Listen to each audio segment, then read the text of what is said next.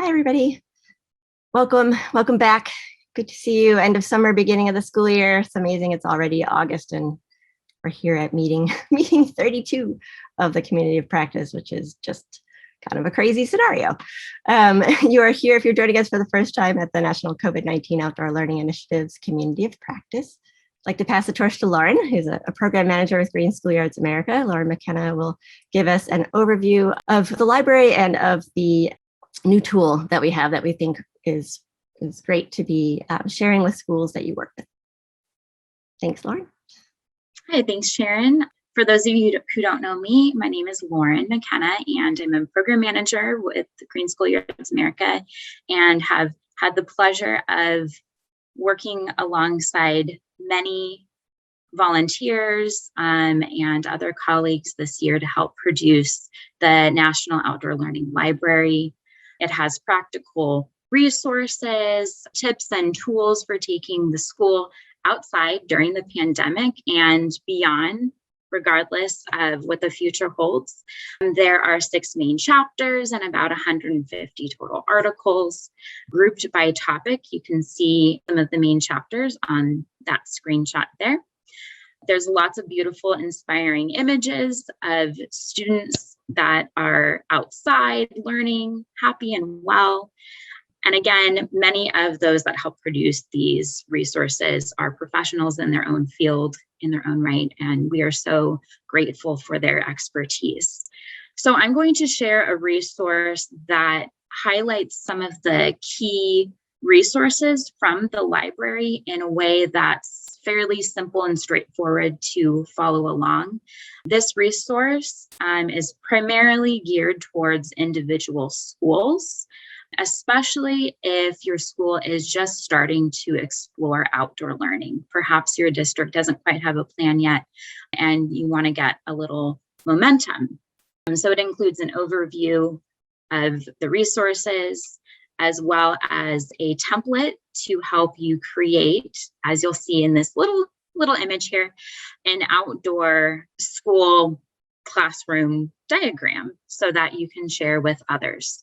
So I'm going to stop sharing my screen and I'm going to share my screen of the resource itself as you would find it on the website. So if you click on that link, it'll bring you to this page, Startup Toolkit. There's a little bit of background information here, as well as if you have questions, you can always email us and ask. You'll click here or here to download, and it will take you to a PDF version in which you can download yourself. And all of the underlined links in the resource are links back to our library. So you'll see a link back to the National Outdoor Learning Library and many that are scattered throughout. The way that the toolkit is arranged brings you from creating a planning committee. So from the very beginning, remembering that it's important to have a variety of stakeholders to support your ideas and advocate for outdoor learning. And this outdoor infrastructure planning strategies document here, which you can click on, is a really great 4-page document which explains why it's important to take school outdoors during the pandemic and beyond, advice and considerations. So this is a really helpful thing to attach to an email if you want to begin sharing your ideas. Another helpful thing to include our chapter on health advice here. So again, the why, how being outside promotes health, both the mental health benefits of being outdoors, the physiological benefits, cognitive, social, emotional, as well as regardless of where we are with vaccines and what the future holds for COVID, being outside, we know, is really helpful. Again, please refer to your local health department's reasoning for that. So here's many links to review the mental health benefits and physical benefits. Then we sort of take you through assessing your school campus's needs and goals, writing them down, and taking them on a site visit. So we encourage you to look at the campus assessment tool here before you go looking at the opportunities on your campus. And this is a way for you just to take what's in your brain and put it to paper, get some basic information, describing your school campus spaces, what is there, what kind of programs you want to take outside, music, library time, PE. Are there other spaces if your campus is pretty small or there are limited opportunities? Are there spaces nearby that you might take advantage of, a park space or a public plaza, for example? If you are applying for any sort of funding, information like all of this is really helpful. And this helps just get an idea of how much space you need, the number of students, etc. It takes you through environmental conditions. Again, thinking about weather, whether it's hot or cold weather, and what sort of clothing options you might need. Noise, visual disturbances, if you're along a busy street, if there's a big stinky dumpster next to a classroom, you know, the big and the small. Other disruptions you need to take into consideration. And then here's a space with some prompts about your outdoor learning goals, including the number of students that can be accommodated on campus, questions about Wi-Fi, supplies and writing tools. Backup plan, that plan B for when outdoor learning is not possible. And again, what other kinds of programming. And then we have some advice on, and I know there's a lot of text here, you don't have to read it all right now, but at your leisure, you can read through this. And there's advice on doing a campus walkthrough. We do recommend that you have several people with you, maybe including facilities management who know the site pretty well, or someone that has a background in site design that can help seek out those opportunities. So some very basic ones, looking for shade, existing shade under trees, covered walkways. What do you already have? But also looking at some constraints such as vehicular access.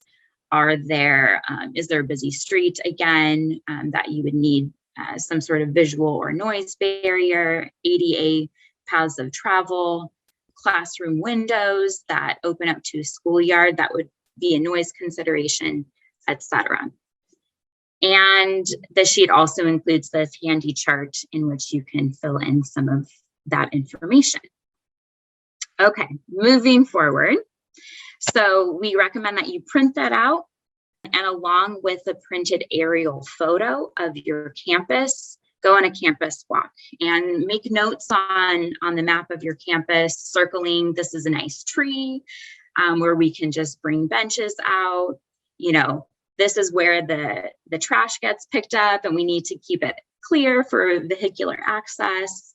Here's some nice big windows that can be opened up during certain times of the school day, but maybe closed when there's a class in session, for example.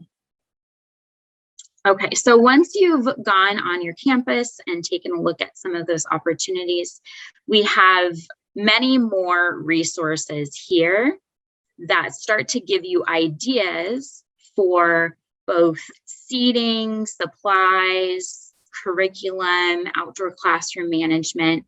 So again, you can click through, you'll see this takes you to the Education Outdoors page where you can explore scheduling, staffing. There's ideas here there's some sample schedules, there's ideas for classroom management and working with staff. Thinking about meals, we have a great resource here for taking meals outdoors, including a really great case study that highlights how a school district did this at 5 separate schools. And there's lots of images that show the students lining up for meals and the stickers on the floor, etc. There's also a resource here for seating. So then consider what sort of seating will look like. Is it permanent? Is it more temporary? So there's ideas from low cost or no cost solutions using what you have.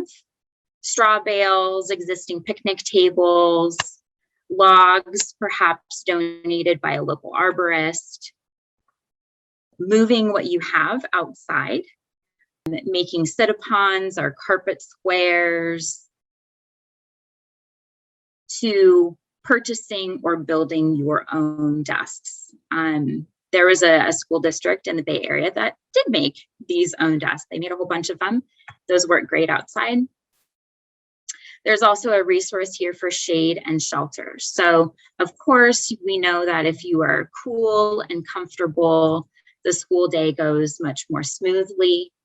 So this is for both protection from sun and precipitation, anywhere from these more permanent structures to taking advantage of tree canopy, identifying shade from walls, covered walkways, etc.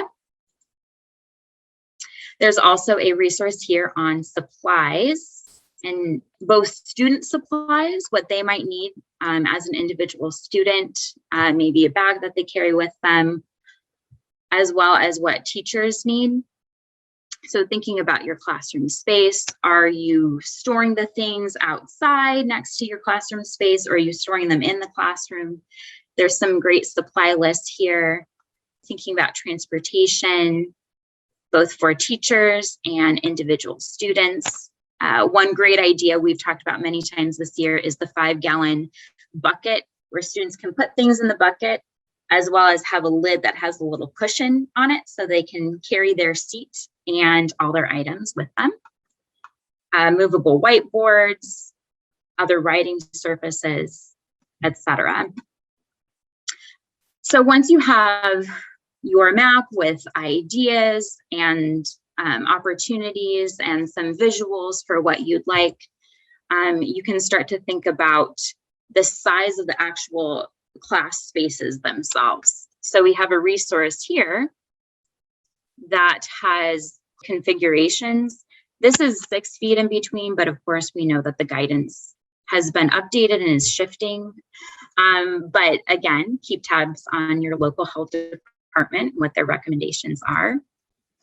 And then a really, really cool tool that many of you have sent us pictures from your use is the augmented reality visualizer tool. So the link will take you to the page which shows you, the tool allows you to take images with your phone with a classroom diagram superimposed on the picture of your school. Really cool.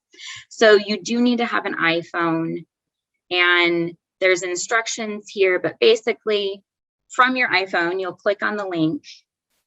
It will take you to this page, and basically you select the layout that you are interested, and you click on it on your phone, and it will pop open your camera on your phone with this cool diagram superimposed, and you can take real-time photos.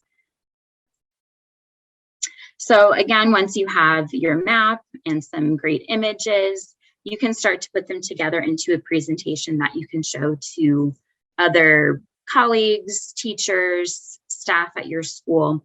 We have 2 templates to do that. One is in Google Slide and the other in PowerPoint. I'll show you the Google Slide version. So you'll see there's links to all of the resources here, as well as an example of that template. In order for you to use it, you will need to make your own copy of this. So you can go to File, make a copy, or you can download as PowerPoint. So basically, add a picture of your campus, add some site photos. Just as an example, on this particular school, we called out this area up top. It's right next to a classroom. You'll see it's also next to the street. So there's considerations for noise and visual distractions. but also the ease of being able to store supplies indoors. This area here, for example, has a lot of great shade, but only during certain times of the day. So you want to keep track of where the sun is and isn't. You might need a tent for this area during the sunny times of the day. And you'll see we used an augmented reality image here that has that diagram superimposed.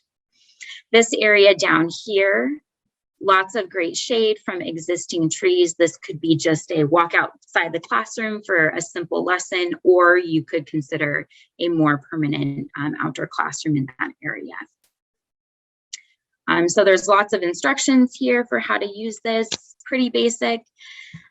And once you've created your outdoor learning diagram, you can share it around, you can get feedback from facilities management, from other parents and teachers, and make sure to get that input from your school community.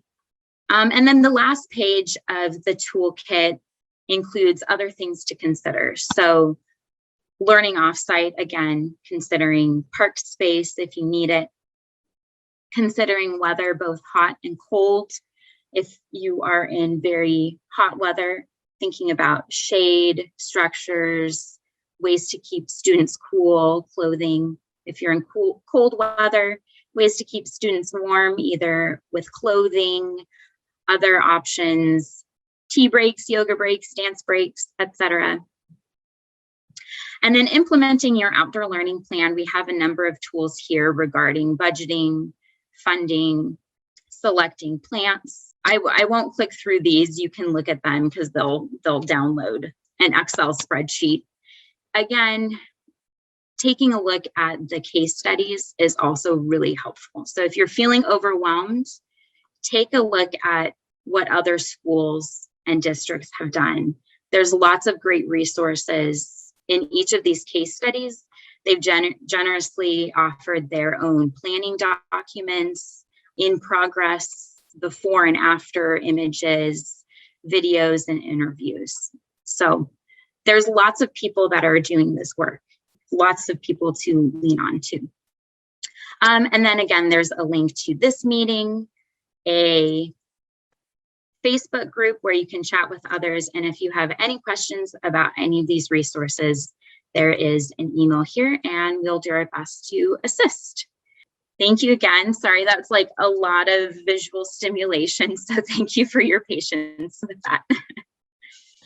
That was wonderful, Lauren. Thank you so much for that overview. It's so great to hear. And I think what we want to emphasize here, as Lauren did, is that this tool is kind of a navigation system through the library.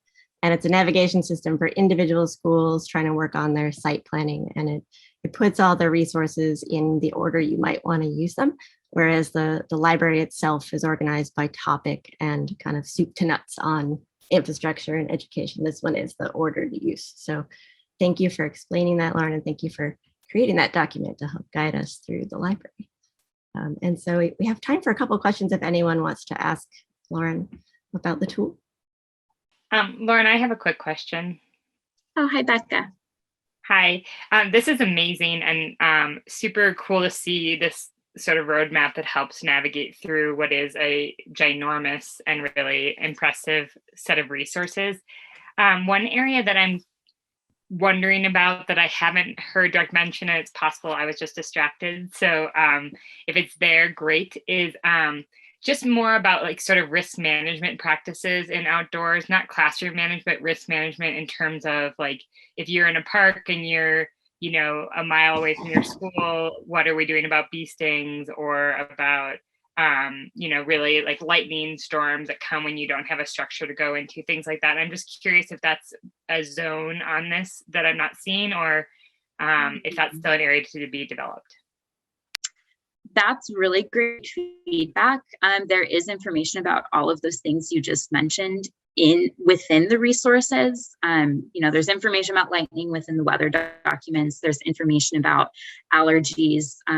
Also, Nancy just dropped a link to the emergency prep in the offsite chapter. If you're taking kids to a local park, there's advice there on some risk management.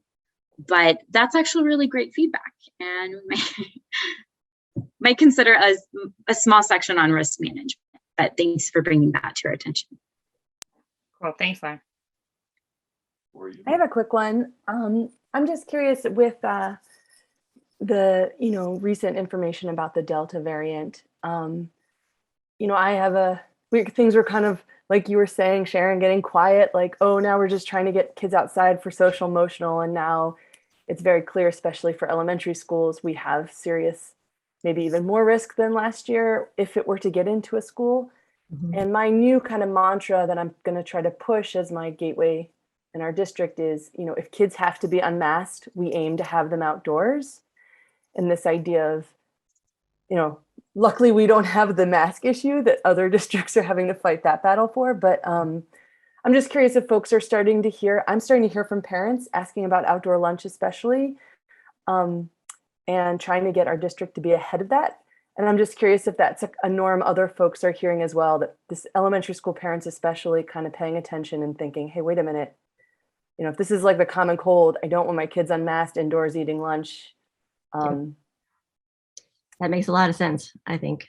And I mean, from what we've been gathering for the whole year, I mean, being outside is one more layer in the protection system, right? And it's one that's accessible to most schools, and having lunch outside the time of day when you have your mask off makes a lot of sense. And there's that great case study on the website of the Arlington Public School District in Virginia that has an outdoor lunch program. And I know there are others who are doing that as well. And I think definitely don't just think of outdoors as classroom space. It could be eating space. And there are tips on the website too about how to move meal service outside and how to manage that process as well. There's a whole section that Nancy Stradeste, who's online today, worked on. And we'll follow up with our medical advisors who are COVID experts who were telling us, giving us advice for the last year, because the government hasn't really focused on the outdoor safety so much. They've been so concerned about the indoor component. I think here in California, we now have gone to requirements for indoor masks everywhere, regardless of vaccine, for any public space, and outdoors at school is optional. But I think in our norm here, people are wearing masks outside in groups, even outside. So it's just whatever your state or your local area is doing. I think follow your local advice, and the more protection, the better. Outdoors is just a piece of that layer, right? So I guess I also wanted to add that we have a district guide coming, a district level planning guide. This is a school level guide that we were talking about today, and Nancy's been working on a district level guide. And so we'll have that as well about how to approach like doing this at scale, and that kind of navigation system through the library of the resources that are most useful for that purpose. So keep a lookout for that soon, along with a much better table of contents. We have kind of the first table of contents up, and it's gigantic. And so we're trying to make it more navigable, and the production of the library has been iterative. We had one navigation system up for 50 pieces of information, and then when it became 100, we shifted that again, and now it's 150. So we're on the kind of the third iteration of the organization. So now that the content is up, we will soon make it more navigable. And this piece of the toolkit is step one. And we thank Lauren for doing that organizational system and for sharing with us today. And we just wanted to let you know that more of the organization is coming.